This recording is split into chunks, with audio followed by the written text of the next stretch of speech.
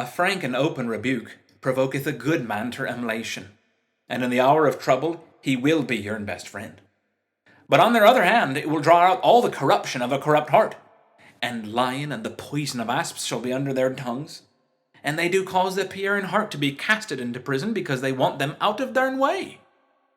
A fanciful and flowery and heated imagination be aware of, because the things of God are of deep import, and time, and experience, and careful and ponderous and solemn thought can only find them out. Thy mind, O man, if thou wilt lead a soul unto salvation, must stretch as high as the utmost heavens, and search into and contemplate the lowest considerations of the darkest abyss, and expand upon the broad considerations of eternal expanse. He must commune with God. How much more dignified and noble are the thoughts of God than the vain imagination of the human heart? None but fools would trifle with the souls of men. How vain and trifling have been our spirits, our conferences, our councils, our meetings, our private as well as public conversations.